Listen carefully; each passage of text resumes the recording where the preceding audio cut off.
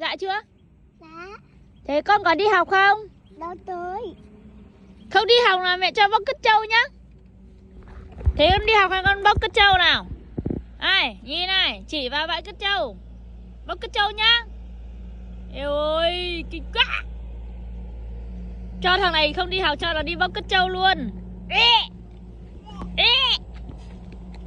Thối quá, eo ơi đứng đây thối quá. Thế con bóc cứt trâu không? Con mất tay con.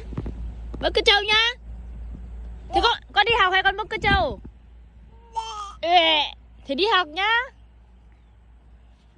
Có bóc cứt trâu không?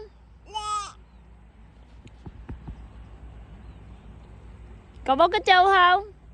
Ê, lâu lâu lâu lâu. Thế không đi học là mẹ cho đi bóc cứt trâu nhá. Ok. Ê.